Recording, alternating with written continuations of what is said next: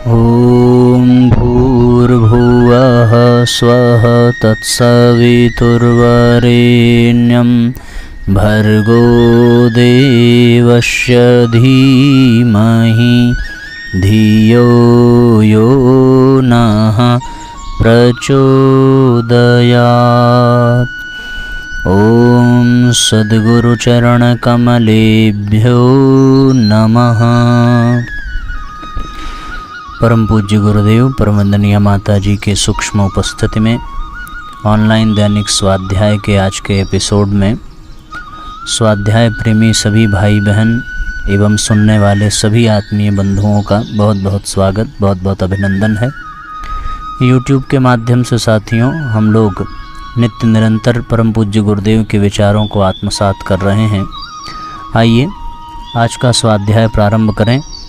इसके पहले आप सबसे निवेदन कि आप अधिक से अधिक शेयर ज़रूर करें, जिससे कि सबको इसका दिव्य लाभ प्राप्त हो सके। अखंड ज्योति मई 2023 का अध्याय हम सभी पढ़ रहे हैं। आज का अध्याय है आत्मसम्मान का भाव ऐसे बढ़ाएं।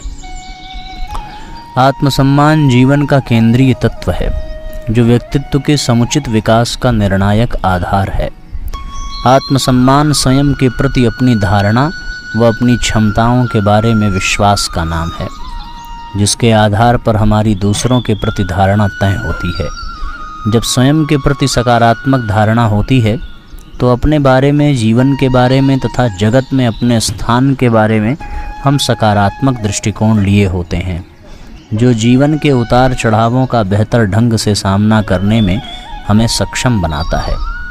इसके चलते दूसरों के प्रति भी हमारा संतुलित एवं सकारात्मक भाव बना रहता है।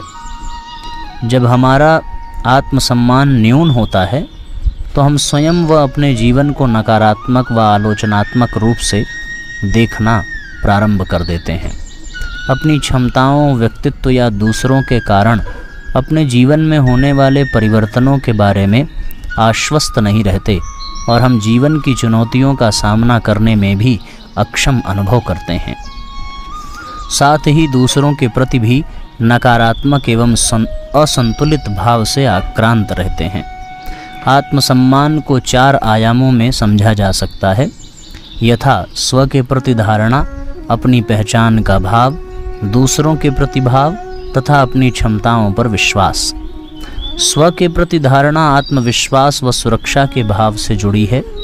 अपनी मूलभूत आवश्यकताएं पूरी हो रही हैं या नहीं, निवास स्थान, शारीरिक स्वास्थ्य और आर्थिक स्थिरता आदि के प्रति सुरक्षा का भाव विचार इस धारणा में रहता है। अपनी पहचान के भाव में अपने शरीर, लिंग, नौकरी, पेशे, अपने विश्वास व संस्कृति के प्रति विचार शामिल रहते हैं। अपनों से संबंधित होने के भाव में अपने परिवार, मित्र संबंधी, समाज, व्यवसाय व कार्यक्षेत्र शामिल रहते हैं। अपनी क्षमताओं के प्रति आश्वस्त होने में जीवन के प्रति न्यूनतम नियंत्रण का भाव रहता है। साथ ही गलतियों से सीख, असफलताओं व चुनौतियों का सामना करने की क्षमता आदि शामिल रहते हैं। आत्मसम्मान में कमी के कारण जीवन के प्रति सुरक्षा का भाव खंडित हो जाता है। स्वयं के प्रति स्वस्थ एवं संतुलित सोच का अभाव रहता है। इसी तरह दूसरों के प्रति भी विकृत सोच पनपती है और अपनी क्षमताओं के प्रति व्यक्ति में अविश्वास का भाव आता है। ऐसे में व्यक्तित्व का समग्र विकास नहीं हो पाता और एक सुखी, सफल व संतुष्ट जीवन का सपना साकार नहीं हो पाता। वास्तव में आत्मसम्मान का विकास बचपन से ही प्रारंभ हो जाता है। माता पिता, अभिभावक, मित्रगण व शिक्षक आदि हमें सतत सकारात्मक या नकारात्मक संदेश, संकेत भेजकर इसके सकारात्मक या नकारात्मक विकास में उत्प्रेरक की भूमिका निभाते हैं। इस संदर्भ में आज के दौर में मीडिया के प्रभाव को नज़रअंदाज नहीं किया जा सकता। इन सब के साथ जुड़े नकारात्मक प्रभाव आत्मसम्मान को न्यून करते हैं और लोगों की व स्वयं की आशा अपेक्षाओं पर खरा नहीं उतर पाने के कारण असुरक्षा का भाव सुलगता रहता है। साथियों, आप देख रहे हैं आत्मसम्मान से संबंधित पूज्य गुरुदेव ने कितना मनोवैज्ञानिक तरीके से यहाँ पर विस्तार पूर्वक लेख दिया है। अखंड ज्योति में छपे ये लेख प्रत्येक मन मस्तिष्क को बड़ा लाभ पहुंचाने वाले हैं। इसमें 4 आयाम आत्मसम्मान के बताए गए हैं।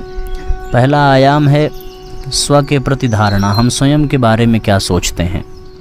उसके बाद है अपनी पहचान, फिर हमारा भाव दूसरों के प्रति कैसा है और हमारी क्षमताओं पर विश्वास हमें कितना है। अपने आर्थिक स्थिरता, शारीरिक स्वास्थ्य, अपना स्थान, ये सारी चीज़ें, सुरक्षा, भाव, विचार, ये सब अपने प्रतिधारणा के अंतर्गत आते हैं। अपनी पहचान का तात्पर्य है अपनी संस्कृति से, अपने शरीर से, अपने लिंग से, हम कौन से व्यवसाय में हैं, ये सारी बातें। अपनों से संबंधित होने के भाव में परिवार, व्यवसाय, कार्य क्षेत्र, ये सब आता है। क्षमताओं के प्रति आश्वस्त होने में जीवन के प्रति न्यूनतम नियंत्रण का भाव रहता है। गलतियों से सीखने, असफलताओं, चुनौतियों का सामना करने की क्षमता भी उसमें शामिल रहती है।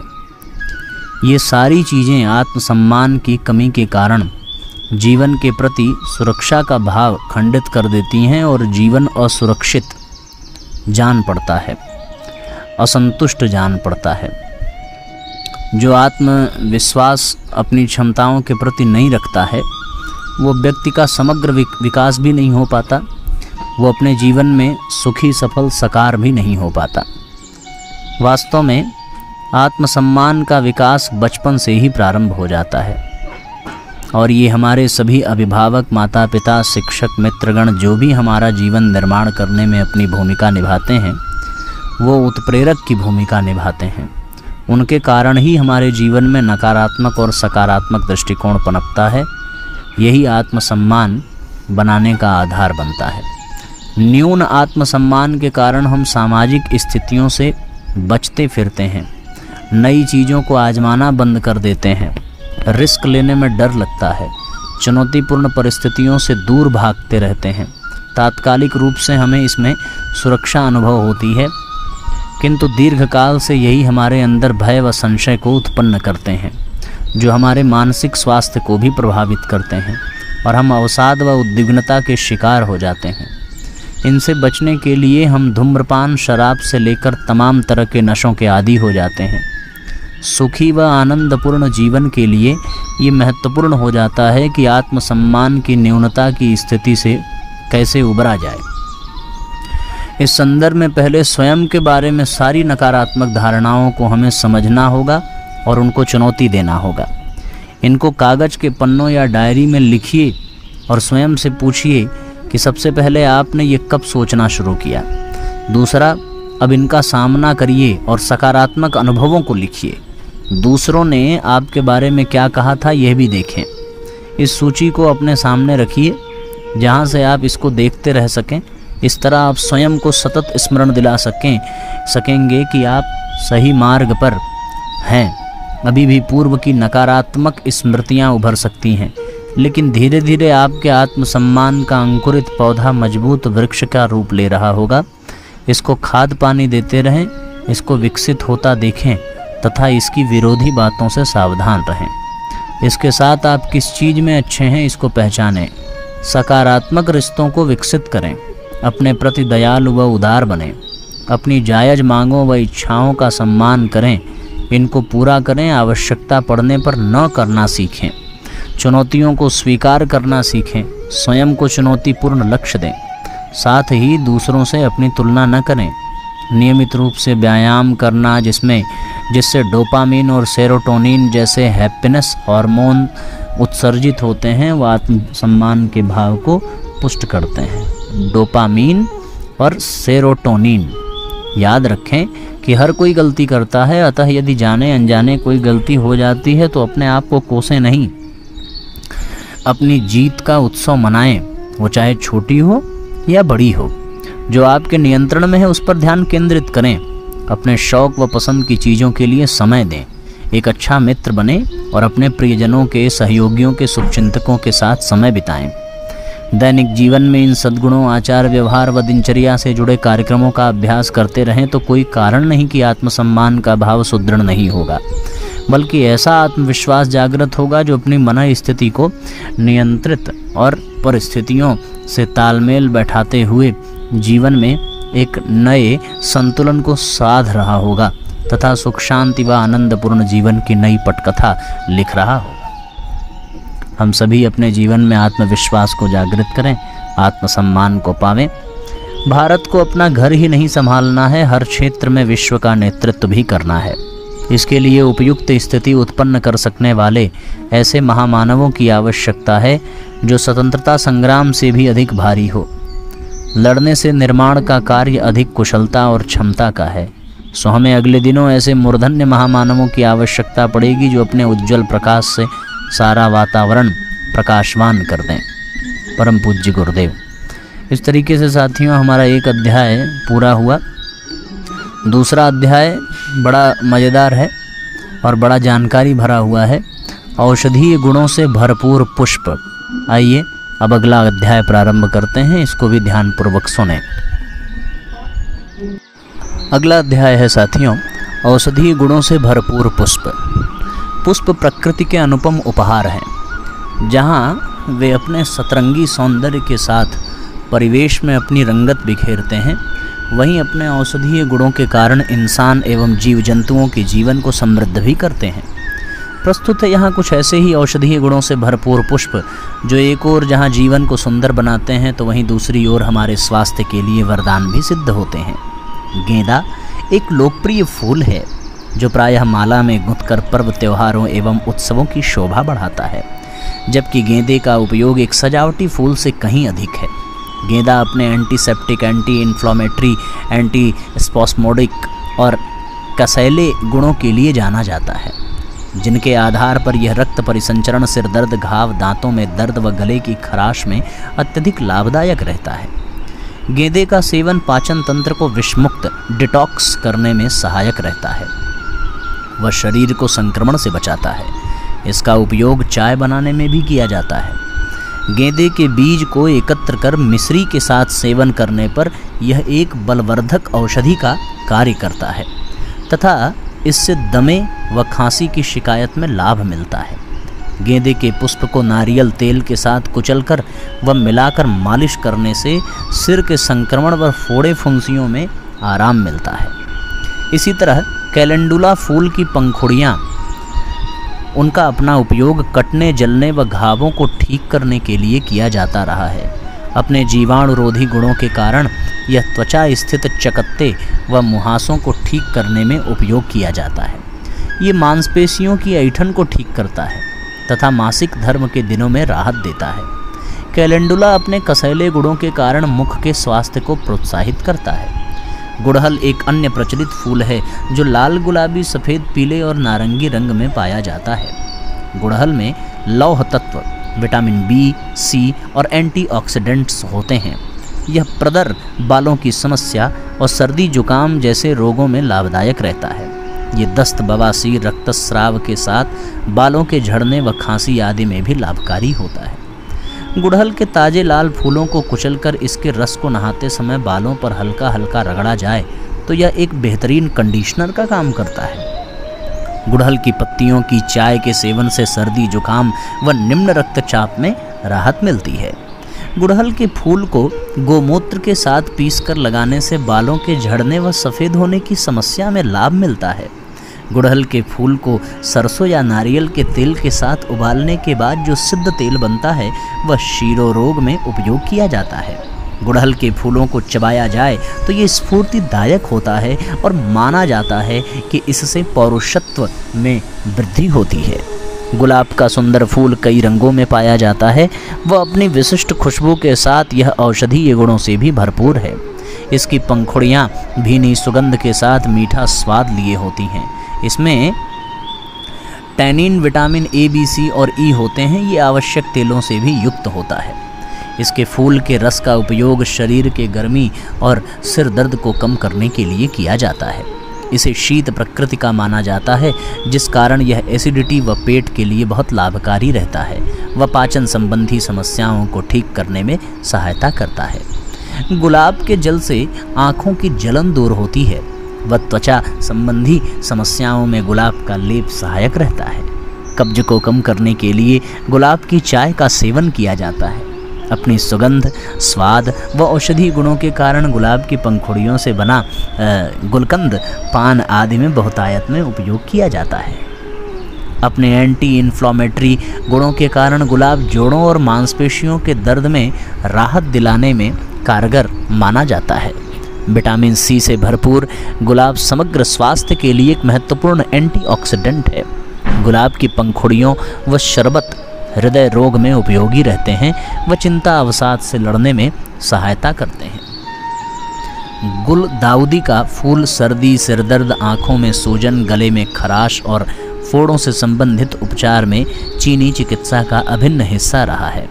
इसका फूल उच्च रक्तचाप, मधुमेह, बुखार, सूजन और चक्कर की स्थिति में सुधार में सहायक रहता है। गुलदाउदी के पत्तों के लेप से सिरदर्द में राहत मिलती है व इसके पत्तों को चबाने से छालों में लाभ होता है। इसके सूखे फूल से पथरी में लाभ होता है। सूरजमुखी भी एक उपयोगी फूल है।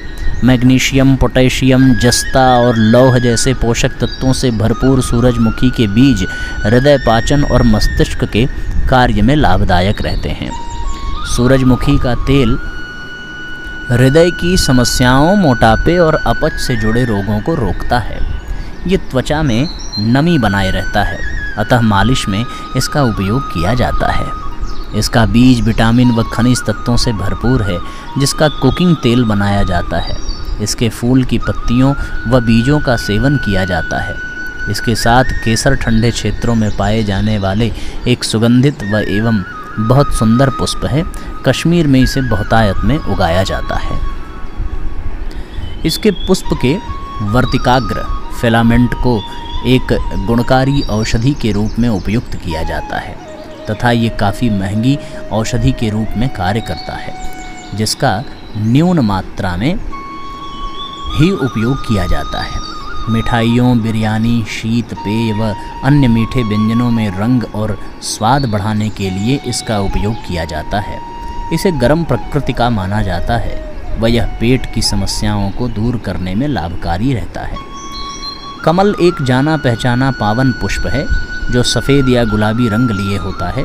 यह भारत का राष्ट्रीय पुष्प भी है और पूर्वी संस्कृतियों में एक पवित्र फूल माना जाता है। भारतीय उपासना स्थलों पर इसका पूजा में उपयोग किया जाता है। कमल के पुष्प में विटामिन ए, बी और सी पाया जाता है। इसके फूलों से बनाई चाय बहुत लाभकारी होती है। इसके तनों का स्वादिष्ट सब्जी भी बनती है। अपने औषधि गुणों के कारण कमल त्वचा रोग, जलन, दस्त व ब्रोंकाइटिस के उपचार में सहायता करता है। इसी तरह जास्मिन या चमेली के एंटीवायरल गुणों से भरपूर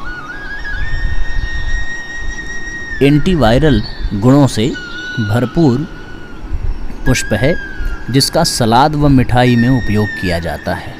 जिसकी पत्तियों को खाने से मुंह के छाले, बवासीर, पेट के कीड़े, दाद, खाज आदि से राहत मिलती है।